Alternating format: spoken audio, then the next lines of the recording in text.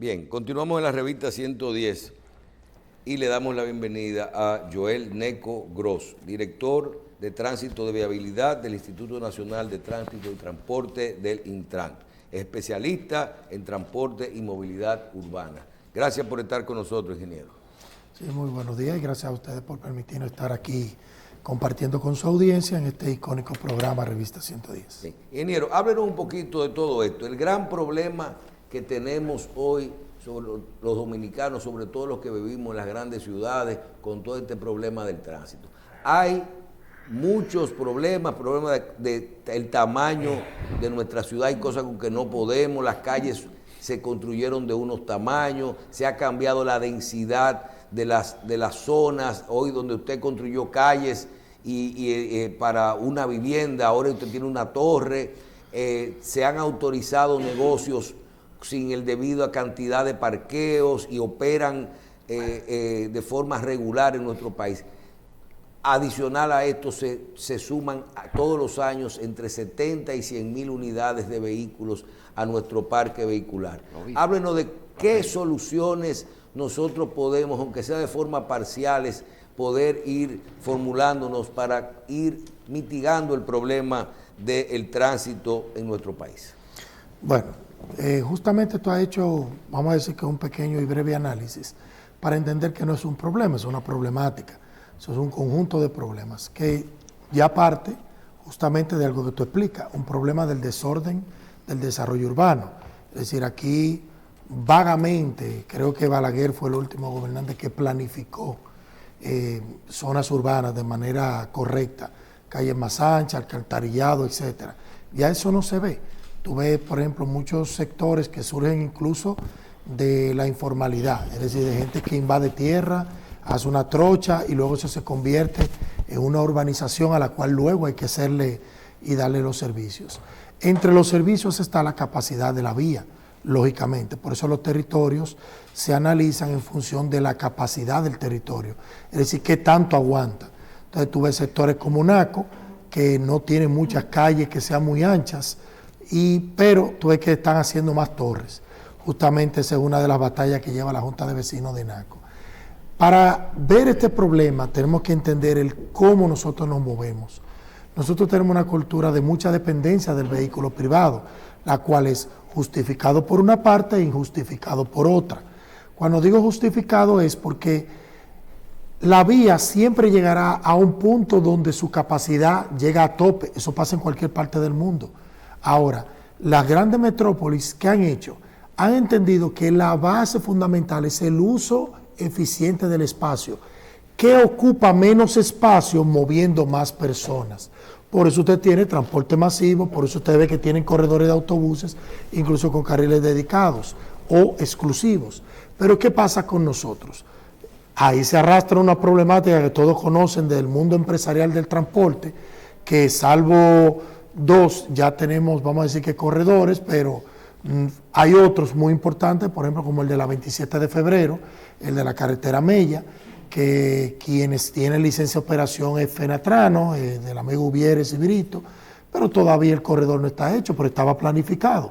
Es decir, para sacar los carros de concho y tener autobuses. Eso es lógicamente lo que nosotros llamamos evaporación del tráfico, es decir, sacamos vehículos que son menos eficientes usando el espacio para mover personas por otro más eficiente. Yo hice una encuesta recientemente ahí en Twitter aprovechando una dinámica y puse, ¿qué ustedes creen que afecta más la congestión vial? La motocicleta, los autobuses, la jipeta y los autos. Y la gente, eso para que usted vea la conducta, dice, están votando más por la motocicleta y los autobuses. Pero nosotros los que diseñamos tránsito sabemos que son los dos medios de transporte que menos área en metro cuadrado usan por persona transportada. Es decir, que cuando tú calculas el área de una jipeta para mover en promedio 1.5, porque eso está medido, donde te ocupa 9 y 10 metros cuadrados, ya te está dando a ti un número de 6 metros cuadrados por persona, cuando en una motocicleta es 1 metro y cuando en un autobús es un poco menos de 1 metro. Pero fíjense cómo nosotros como cultura entendemos, porque la congestión, ¿qué es? En su mayoría la congestión es mucho de algo que está pasando por un espacio reducido. Por eso que cuando usted está congestionado aquí, tiene mucha mucus, vamos a decirlo así, y no le pasa. Eso mismo pasa con la vía, pero la gente, el dominicano no está dispuesto a esa conversación. Y eso es una realidad. Cuando tú se lo traes a la mesa, te dicen, porque los transportistas tienen un disparate. Tiene total razón. Por eso nosotros abogamos, porque ya cambiemos a las principales arterias viales.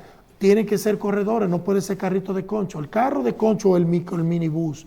El carro de concho ni debería de ser. Pero el minibús pequeño es para otro tipo de vías. Es decir, las vías escalan.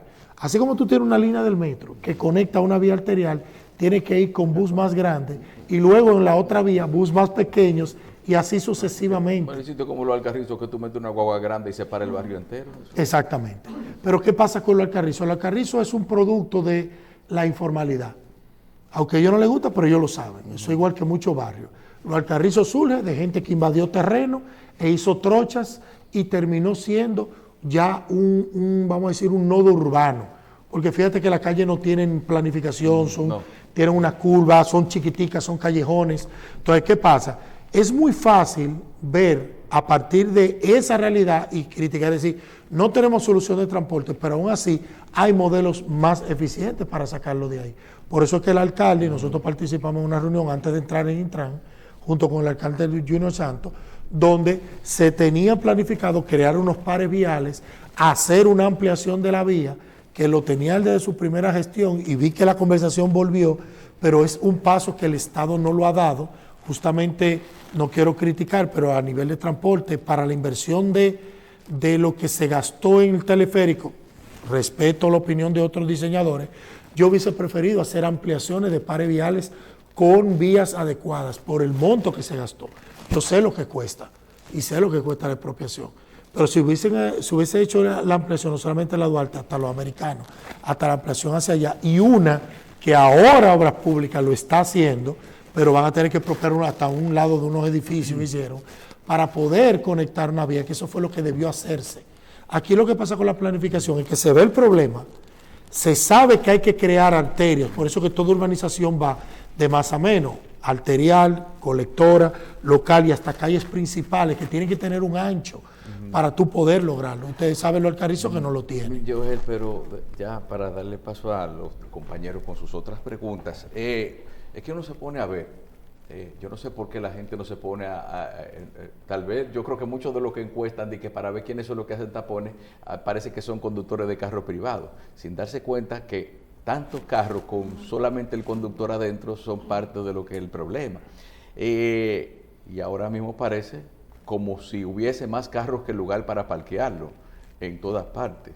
Entonces, en la solución integral, yo creo que, ¿no cree usted también que tomando en cuenta de que el gobierno recibe dinero por cada gota de combustible que se gasta en este país y le conviene que estemos llenos de carros y de tapones por todas partes, ¿no cree que eso también debería incluir también en lo que es una reforma en las necesidades de percepción de contribuciones, de ingresos del gobierno, que no dependa tanto del consumo de combustible y de la importación de carros?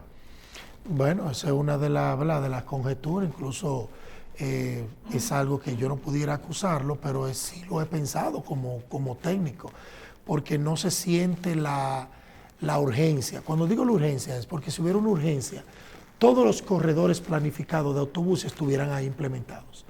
Porque justamente el plan decía, si el que tiene la licencia de operación, llámese el FENA, el que sea, no quiere, entonces el mismo plan dice cómo hay que hacer para que pase a otro. Pero eso no ha sucedido. Y yo hasta ahora incluso quizá no soy el santo de la devoción de Oviere, con una dinámica que se dieron porque hice un cuestionamiento. Porque no están ya estos corredores. Sin el transporte eficiente, difícilmente tú puedas crear evaporación. Lo que digo con evaporación es que no es que todo el que anda en privado va a pasar a un transporte público.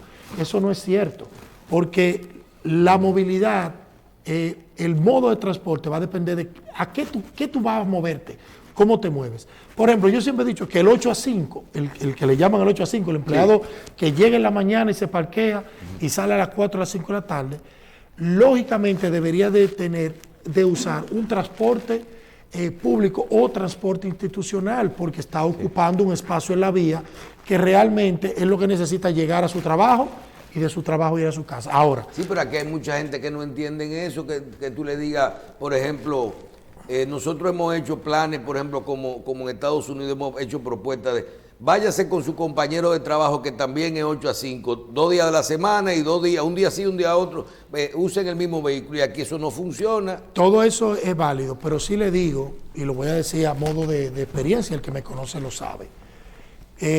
Antes de yo vender el vehículo por una situación de cáncer, yo me iba en el transporte institucional. Yo trabajaba en un ministerio que tiene transporte institucional. ¿Dónde está el tema? Es que por eso hemos estado impulsando el Estado también a sus, vamos a decir, ese es el segmento sector público. Muchas instituciones tienen transporte institucional. Ahora, otras no tienen suficientes empleados para tener transporte institucional para diferentes rutas, pero están en nodos, vamos a decir, donde, si usted ve el Centro de los Héroes, hay muchas instituciones, pudieran tener nodos de transporte institucional.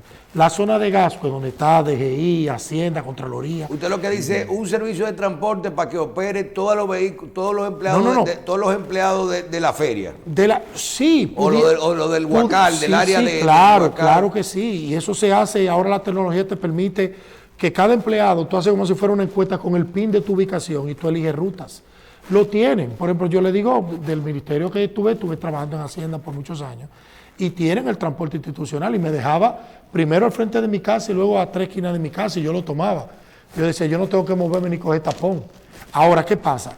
Hay sitios e instituciones que dicen, no, nosotros no tenemos fondos para hacerlo, pero están dentro de un grupo, por ejemplo, el Huacal, el edificio de oficina gubernamental de Juan Pablo Duarte, tiene 14 pisos de instituciones.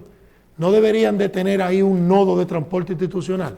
Para que todo eso, uno de los más grandes problemas que hay en ese tramo son los estacionamientos. Por eso es que usted ve que DGI tenía su parqueo, Hacienda tenía otro su parqueo, el Huacal siempre está lleno, están haciendo ahora una torre de parqueo ahí en el DGI, pero tú tienes que tratar de que acomodar de tal manera de que tu parte de esa gente se mueva a otro medio. Ingeniero. Quería completar otra cosa que usted dijo, y muy importante, usted lo mencionó. Se están aprobando muchos negocios, realmente. Las normativas están ahí. El que lee la normativa te dice cuál es el mínimo de estacionamiento. Pero lamentablemente todo el mundo entiende que las calles es para ellos estacionar, incluso este flagelo que es más grande y está prohibido de ley. Los dealers, rentacal y talleres. El artículo 237 de la ley 6317 en su numeral 19 dice que se prohíbe el estacionamiento para venta, alquiler o reparación de vehículos para fines comerciales. Pero eso es una violación franca que se ve y que yo le he hecho llamado personalmente desde antes y lo hago ahora, por ejemplo, a DGCET y a los ayuntamientos. Incluso yo personalmente motivé unos operativos a cada ayuntamiento llamándole la atención que tienen que salir a limpiar las calles, porque eso es de la ley, no porque yo lo digo, está ahí en la ley. Hasta que no se quite la ley, dice que un dealer no puede agarrar en una urbanización, que eso se ve, y traer su flotilla de vehículos. Y ponerle la acera. Y ponerle la acera en la calle incluso. Porque ya para fines de venta tiene que estar dentro de su local. Mire, uno de los problemas más importantes, que son parte del tránsito, es que las calles son pequeñas. Y tú dices, pero ven acá, vamos a eliminar 100% en el Distrito Nacional el parqueo de las calles. Si tú eliminas el parqueo de las calles, inmediatamente tú tienes, donde tú tenías 2 carriles, tienes 3, y donde tenía 3, tiene 4, y donde tenía 1, tiene 2. Eso es una realidad, aparte de que las calles de doble vía la pone de una vía, y tú, eso es matemático. Tú dices, ya no hay un tema de que uno viene y otro va, y tienen que esperar para hacer esto. Con lo que hay hoy, hemos dicho, pero tú no puedes hacer esto de golpe, porque entonces aquí no hay parqueos. Y hemos dicho, vamos a hacer planes puntuales de parqueos para poder sacar estos vehículos de la calle. Tú dices, por ejemplo, nosotros hicimos un trabajo que presentamos aquí. Tú dices, por ejemplo, entre la avenida Winston Churchill, puntualmente, y la avenida Abraham Lincoln, hay, y 27 de febrero y José Amado Soler o John F. Kennedy, usted tiene 12 colegios privados. Esos 12 colegios privados no generan parqueo para los estudiantes, pero sí tienen 2.800 profesores, todos con carro. Entonces, búscame un parqueo de 800 carros para esos profesores y oblígalo a ellos a pagar esos parqueos y a sacarme esos parqueos de la calle. En la misma área identificamos 3.000 puestos de restaurantes y bares, donde ninguno tiene más de un 5% de la silla que tiene en parqueo. Y los vale parking te parquean en la calle. Entonces, solamente con 2 grupos tú podías sacar de la calle, en el polígono central, 2 o 3.000 unidades en diferentes horarios. El problema de las calles, del control, lo mismo cuando tú coges una intersección y dices prohibido el parqueo, entonces vienen los intereses de las bombas de gasolina, de las tiendas, que no le gusta que le cierren la intersección o no le gusta que le suspendan el parqueo o que le pongan la calle de una sola vía. Ese tema, ¿qué vamos a hacer con él? Bueno, nadie se atreve a meterse en esto, Bueno, puedo decir de manera personal que nos estamos atreviendo, incluso dispuestos a lo que pase. Lógicamente siempre habrán intereses. Le digo, por ejemplo, algo que usted dijo vital. Una de las cosas que nosotros hemos conversado con varios ayuntamientos y ayuda es que tenemos vías donde por una señalización de un paradigma de que aquí se señaliza partiendo una calle por la mitad, que eso es lo que hacen, ponen el ancho que sea, te la parten por la mitad y no necesariamente, y ustedes se van a dar cuenta, dividiendo el espacio para el estacionamiento y el otro espacio para la circulación. Es decir, que tú puedes dejar 2,10 metros, 2,30 metros en una calle de 8,50 y los otros 6,20 dividirlo en 2 carriles de 3,10. Una cosa que usted dio en el blanco es que muchas de las calles pudieran ser pares viales, es decir, de un solo sentido. Tú marcarles el estacionamiento, como le dije antes, y el otro espacio, entonces tener un solo sentido con 2 carriles. Eso fluye nítido. Porque una de las cosas que pasa es que cuando tú la divides en 2, una calle ancha, se te parquea alguien de este lado y de este lado porque no está normado, no está señalizado. Tú no le estás diciendo cuál es la preferencia. Entonces, ¿qué pasa? Que el poco espacio que queda en el medio de la línea, vienen 2 vehículos y tienen que, vamos a decir, que darse paso. Eso se ve hasta en la calle más ancha, en Alma Rosa se ve mucho. ¿Qué se le ha dicho a los ayuntamientos? Vamos a reseñalizar con un plan, junto con Obras Públicas. Estamos justamente en esa dinámica de presupuesto para este año, para comenzar con sectores, porque lógicamente todo un país lleva mucho, pero vamos a comenzar a crear ese nuevo paradigma. ¿Por qué? Porque si ya uno sabe de qué lado se puede estacionar, y lo otro que es circulación al 100%, es decir, prohibido estacionarse, tú vas a tener mayor flujo. Algo que usted dijo es muy, pero muy válido. Por eso mencioné ahorita el factor de los dealers y el tema de los colegios. Los colegios que muchas veces solamente se está haciendo la señalización para cuando llegan los padres, pero usted dijo un punto. ¿Y los maestros? ¿Tiene el colegio un transporte institucional que lo lleve? No. ¿Qué hacen? Los vehículos de los maestros, hasta de escuela pública, que a veces tú no entiendes por qué en un liceo tú ves tantos carros y son de los maestros. Los carros de los profesores. Exacto. Son pocos los liceos que tienen estacionamiento interno, los hay, que los maestros se parquean dentro. Pero la mayoría, y muchas de las escuelas, para decir todas, el estacionamiento de los maestros es en la calle. Y ya usted lo dijo, si tú tienes 15 o 20 maestros, todos se parquean en la calle. Los restaurantes, que es una de las, no quiero decir la palabra plaga, pero se ha proliferado tanto el restaurante que te tienen solamente 4 estacionamientos adelante. Pero tienen 50, 60, hasta 100 asientos para su comensal. Aunque sea un parqueo para cada para cada mesa. Para cada mesa o para cada 4 sillas.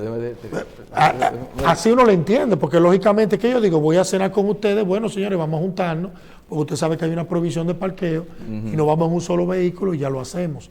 Pero eso no es lo que se da, porque el ciudadano, y por eso le dije, es vamos a decir que la presión de no querer soltarlo. O sea, la gente entiende que como no está prohibido, está permitido, y yo voy a abusar de la bonanza de la ciudad, pero lo peor es la ironía, que la gente te dice, la ciudad tiene que proporcionarme.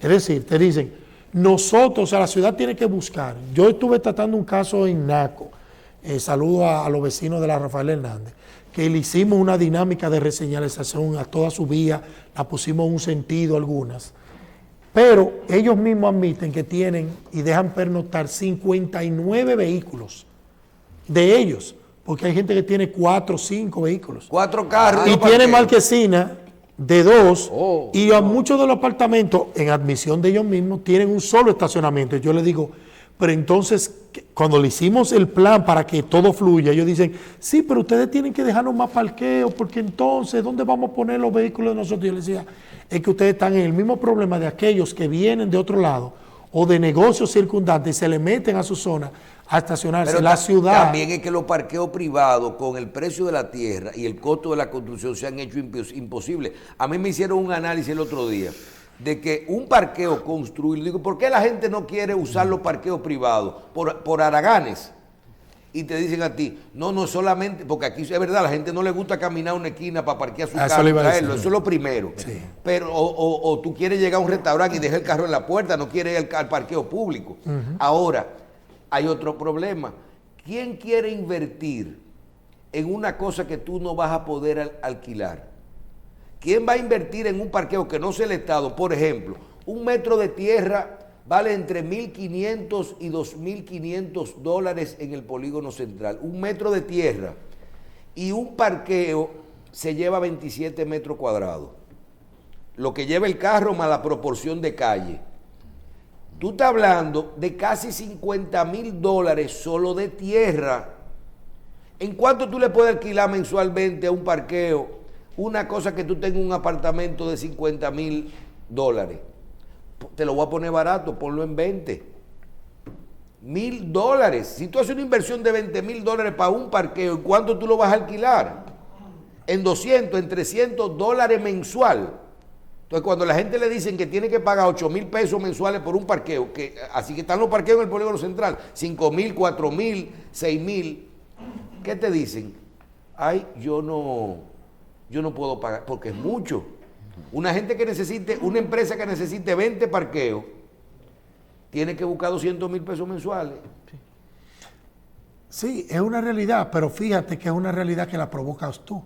Y cuando digo tú, digo el que tiene muchos vehículos. Pero tampoco el Estado me da parqueo, me da opciones de parqueo. Sí, pero es que el Estado no puede crear las condiciones que tú eres el que te está creando. Ese es nuestro error. Porque fíjate que usted lo dijo, todavía te construyen un parqueo en un lugar estratégico, la gente no camina. Fíjense que hay una realidad pragmática. ¿Por qué ustedes creen que los parqueos públicos, que lo que se iban a hacer de parqueate, no están todos listos? La realidad usted la dijo. La gente no quiere ni siquiera pagarlo, pero quiere tener los vehículos. ¿Qué han hecho otras ciudades? ¿Qué hizo Manhattan? Puso cara a la ciudad. Tuvieron que poner cara a la ciudad el estacionamiento. Un peaje de $9 para y tuvieron que poner el peaje. Para usted quiere entrar a la ciudad, traer y parquearse también cuesta. El problema es que nosotros tenemos una idiosincrasia de que queremos que todo nos lo den. Es una realidad, duele decirlo. Pero si mi marquesina coge 2 vehículos, yo no debería de comprar 3. Esa es una realidad. Si yo tengo un solo estacionamiento en mi vivienda, no debería tener 2. Porque el tema está en que nosotros queremos poblar, y lo mismo va a los negocios. Si usted no tiene la capacidad, entonces los negocios quieren utilizar... ¿Y cómo hacen esos países, por ejemplo, que tú vas a Nueva York o a San Francisco, California, y tú ves que el 90% de los apartamentos, yo no veo parqueos en Manhattan, son muy poquitos y carísimos? Aquí nosotros tenemos... ¿Qué hace? La gente tiene edificios que no tienen parqueo. Tenemos la solución, pero no lo utilizamos. ¿Cuál es? El taxi. El problema es que nosotros tenemos una dependencia del vehículo, porque eso nos da estatus. Yo quiero llegar a un atajo. Yo no quiero llegar en un Uber a una reunión con usted. Yo quiero llegar en un atajo grandote, y valga la payola, una jipeta grandota. Esa es la realidad. Al dominicano hay que decirle su realidad. Nosotros necesitamos abrir los ojos y verlo. Porque ¿por qué yo no puedo llegar en taxi? Por eso las ciudades fluyen. Tú tienes que llegar en algo que se mueva. Por ejemplo, hay un festival de comida famoso que lo hizo en el Botánico, y a mí me gustó ver su planificación. Ellos invitaban a las personas que iban a ir a que no fueran con su vehículo privado. Decían, preferiblemente vengan en taxi, porque en la zona no hay estacionamiento para los 8.000 o 10.000 personas que van a ir ahí. Ellos son conscientes de la movilidad. Nosotros no queremos que nos lo digan. Nosotros todavía te ponen un estacionamiento cerca y la gente quiere estacionarse pegado del negocio. Eso es una realidad. Usted te dice que te va a parquear 3 esquinas más para atrás y tú dices que no. Y ahí viene el factor, la seguridad.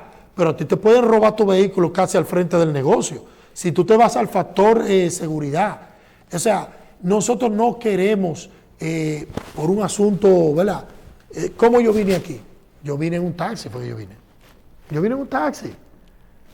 A mí me ha tocado entrevistas que el tiempo, bueno, en un espacio que está aquí, y tuve que venir en un moto Uber, porque dije, con el tapón que hay no voy a llegar.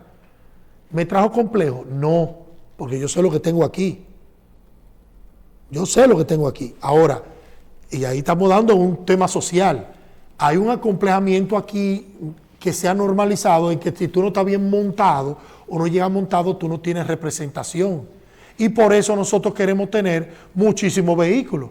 Tenemos uno que es el que no gasta combustible y otro que es el que llevamos a las reuniones principales, que se nota. Entonces tú dices, ¿por qué? Y por eso le mencioné ese sector que tienen grandes casas con buena marquesina. Y tú dices, ¿por qué tiene 4 y 5 vehículos? Y lo tiene parqueado en la calle. Pusieron un centro ahí pedagógico y a sus usuarios lo parquean en la calle. Ahí le están haciendo más torres, que eso es un problema ya de capacidad de la vía. Le están poniendo un centro de reparaciones ahí, que entonces queda casi al lado de la escuela. Y hay mucho del problema del tránsito vinculado a los problemas de cómo piensa la gente, eso de la forma de vivir. Aquí hicimos principalmente aquí un comentario una vez de que uno de los principales temas del dominicano es que la clase media baja no ha entendido que su poder adquisitivo no es para poder tener un carro. Entonces se ponen a juntar para un Sonata, tienen un Sonata o dos en una casa que ganan entre los dos 50,000 pesos y después te dicen a ti que el guía está doblando para la derecha y suena, y eso, ¿qué es lo que pasa? Ah, pero que tú tienes para echar el gas, pero tú no tienes para comprar una goma. Y mucho menos para un parqueo. Esa forma de pensar aquí se puede cambiar. Deberían, porque lo lógico es que hay que crear conciencia, porque es un asunto de una decisión propia, es una decisión administrativa. Yo siempre he dicho, si tú no tienes un vehículo, para tú tener un vehículo, por eso hablé del 8.5, es si tu trabajo es de movilidad diversa, que ahorita no lo dije, por ejemplo, tú eres un vendedor, tienes que moverte allí, y mañana en otro sitio. Se justifica tener el vehículo porque tú tienes una movilidad diversa. Por ejemplo, alguien que tiene que haber diferentes obras, un ingeniero, tengo que ir aquí, tengo que ir a otra, tiene movilidad diversa. Ahora, el que está de 8 a 5, y usted mencionó, yo vivo, vamos a poner una persona que vive en un barrio con calle estrecha, no tiene ni siquiera marquesina, y tú lo ves que la calle la tapan, y se dan problemas entre vecinos, porque entonces el vecino tranca al otro, espérate, pero ninguno tiene marquesina, y tú ves la discusión, y ninguno la tiene. Entonces, hay una realidad pragmática. Por ejemplo, en la parte que tiene que ver mucho, cuando usted ve la accidentalidad, se dan 4 factores: el humano, la condición del vehículo, la condición de la infraestructura vial y el asunto climatológico. Muchos de los problemas técnicos vehiculares tienen que ver con una inconsciencia y, como usted dijo, vamos a decirlo, que usted es consciente pero no tiene el dinero para mantenerlo. La mayoría de los automáticos, aún estén nuevos en una tienda, se vencen. Ese material, fíjese que usted busca la fecha, hay muchas veces que se le ha dicho que busque la fecha de vencimiento y ahí el Estado es responsable de permitir la importación y permitir la venta. Pero la gente lo compra, dame ese usado, a mí no me interesa, ven, dámelo, yo quiero salir del problema para moverse. Cogen una carretera a cierta velocidad, ya ese material se ha degradado y se explotan. Por eso tú ves que, se le explotó la goma, tuvo un accidente. Pero no piensa, la gente cuando compra una goma, la mayoría, y hay que ser consciente, no piensa de que una goma que agarre bien, que tenga buen rating. Es una goma usada porque yo quiero salir de eso. Y si la de adelante está en un chingatá, la muevo para la de atrás y entonces compro la dos usadas y la pongo adelante. Esa es la dinámica. Pero usted dijo algo clave. Pero es un asunto de conciencia personal. Es uno que sabe su limitación y tiene que decir, cónchale, yo no doy para mantener este vehículo. Ahora, usted tiene un vehículo que lo va a usar para hacer taxi. Fíjense que hasta los mismos sistemas le piden ciertas condiciones que tiene que tener el vehículo. Lo único que Uber simplemente le pide el tiempo, es decir, del tal año para acá. y no hacen revisiones técnico-vehiculares. Eso estuvimos conversando con ellos y otras plataformas, que ellos tienen que hacerse responsables. ¿Y es verdad que aquí hay 300.000 vehículos en el país en plataformas de transporte, de taxi y de plataformas digitales? Sí, lo que pasa es que la mayoría son motores. La mayoría, porque recuerda cuando dicen vehículos, en general, cuando usted se va a la generalidad. Pero de que taxi hay 100 y pico. Sí, pero hay muchos, sí. Yo tenía colaboradores cuando trabajaba en Hacienda que terminaban, técnicos de mantenimiento, terminaban, y ellos iban a hacer Uber. O sea, eso no está mal, Yo lo veo muy bien porque eso es la dinámica que tú tienes fuera la gente que vive diciendo que gana mucho dinero es haciendo doble trabajo. Difícilmente usted tiene que estar bien pegado a una empresa siendo profesional para que con un solo empleo, haciendo un horario normal, usted tenga muchas cosas. La mayoría del dominicano te trabaja. Bueno, yo vivo en un sitio que hay un tapón saliendo de la ciudad y yo te voy a decir una cosa, 90% de las veces yo me apego del carro y me voy en un motor. ¿Vale la pena? No, y es una, porque es una si no, realidad. tú pierdes una hora en un costo. Yo fui a una si hay un tapón actividad, fuerte, tú te montas. a una lucha social de la autopista de San Isidro y teníamos que ir al tribunal. Y todo el mundo sabe, los abogados que eran, yo no soy abogado, decían, señores, por ahí no hay parqueo. ¿Qué me dijo a mí automáticamente? Ve un taxi. Yo fui a un taxi y hubieron otros que duraron rato dando vueltas en un vehículo y decían, señores, pero si hasta cuando dijeron que iban a ir, habla una problemática, la gente sabe el entorno que va. Por ejemplo, la zona de oficinas gubernamentales y la zona colonial hay que ir en taxi. O sea, fíjense que es un asunto de conciencia y de decisión personal. Sí, dígame una cosa, y eventos multitudinarios también. Todavía existe en mucha gente la idea de comprar el carro para inversión. Es decir, no, yo lo voy a comprar porque un día me veo en problema y lo pongo a conchar. O lo pongo a tasear. Porque hay gente que lo compra. Eso no está aquí lo que ya eso no funciona aquí así. hay gente que compra, sí, es para alquilar a personas que no tienen la capacidad de comprarlo, lo he visto, pero que quieren hacer Uber. Y lo que hacen es como yo te rento el vehículo y ellos hacen Uber, estoy mencionando plataformas. No importa. Alguna plataforma digital de servicio de taxi. Y lo hacen así, o sea, eso es todo un negocio, inclusive en el concho es así. Perdimos el pleito en Santo Domingo con el tema del tránsito. No perdimos lo que pasa es que hace falta, lamentablemente lo diré, hace falta esto que está sucediendo para que la gente entienda que hay que buscar otras formas. Desde lo poco, lo mucho. El problema está que todo el mundo dice que tiene la solución, como si fuera una. Fíjense que solamente en este conversatorio hemos hablado de diversos temas que afectan el tránsito.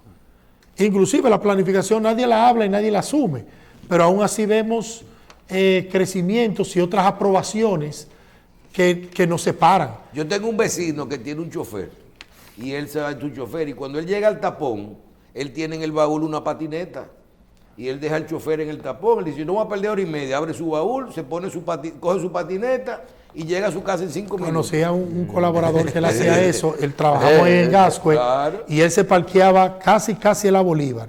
Y él subía con su monopatín, y todo el mundo lo reía. Vea, que tú vienes de tu casa así. Y él se reía porque él lo que hacía era que se parqueaba donde él pudiera y iba con su monopatín y llegaba a la oficina. Y ponerle taxímetro a las calles para que la gente se encuentre caro parquearse y ponerle multa. En algún momento llegaremos a ese grado. Primero hay que ordenar, lo que usted dijo ahorita, que sacar los carros de la calle. Primero ordenar las calles, sacar, poner, hacer cumplir dónde se puede y dónde no. ¿Qué va a pasar? Que la gente va a decir, ve acá, porque tú tienes que darle como hambre. No hay donde parquearse, entonces elige otro medio de transporte. Es así la cadena. Mientras haya, y usted ha hablado de algo, eso se llama gestión de la demanda. Si usted no gestiona la demanda y el volumen, es decir, hay gente que dice, hagan la vía más ancha. Señores, la Cathy Freeway en Houston, la hicieron de 26 carriles, 13 carriles de un lado y 13 de otro. Y usted busque la red y lo ve con imagen entaponado. ¿Ustedes se imaginan 13 carriles entaponados? Es porque mientras mayor facilidad hay, la gente no va a coger el transporte público y va a coger su privado. Pero la ciudad tiene que aprender como dice, como la dieta.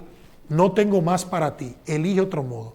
Yo tengo tiempo que no veo en supermercado, yo lo pido por una aplicación. Sí, eso lo digo yo personalmente, lo digo que yo pudiera pasarte mi celular y tú lo revisas y dices, mire, es cierto.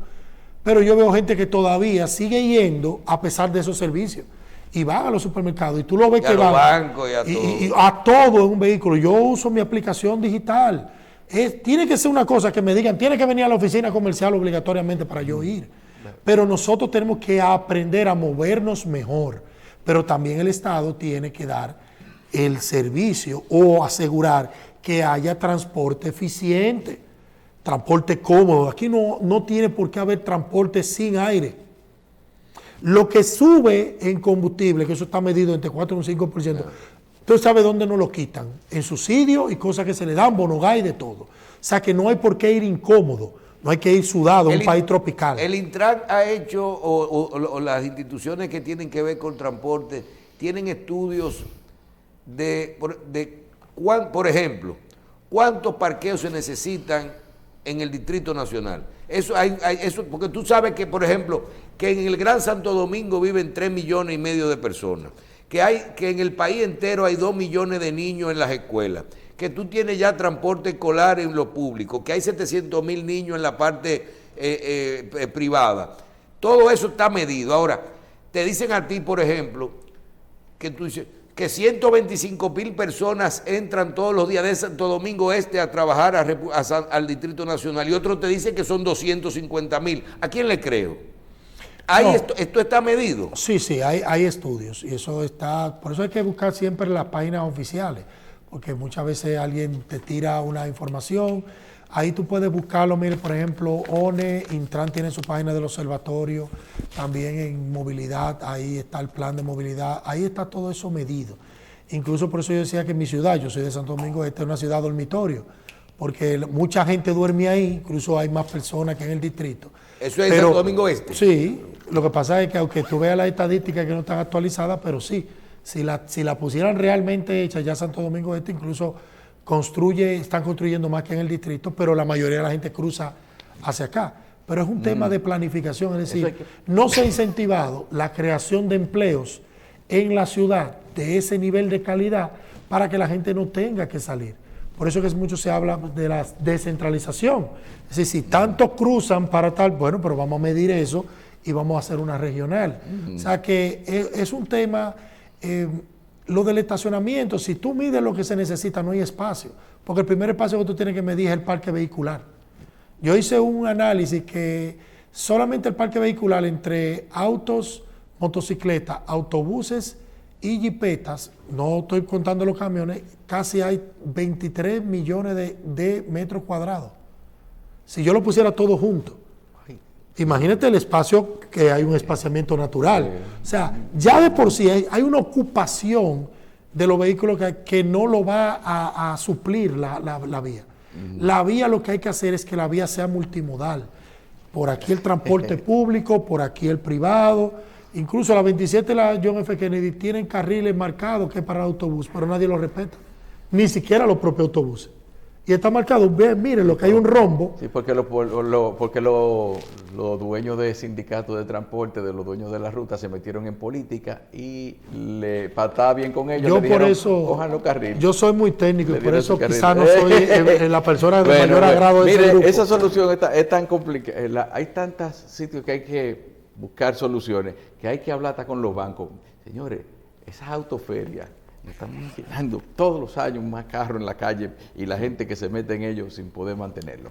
Bueno, señores, Joel Neco Gross. Hay que hacer pero hay poca pero mira lo irónico. Hay que hacer 3 programas. Pero mira lo irónico, hay pocas autoferias para transporte público, es decir, para vehículos eficientes. No, y tampoco para transportar personas. Entonces tenemos un viaje de concho que dicen que tienen poca facilidad, pero los bancos deberían decir, espérate, vamos a ayudarlo a cambiarle el parque. No, y los bancos no le piden la licencia tampoco al que está pidiendo un préstamo tampoco. Bueno, exacto. Señores, Joel Neco Gross, director de Tránsito y Viabilidad del Instituto Nacional de Tránsito y Transporte Terrestre, gracias por esta participación, que no va a ser la única.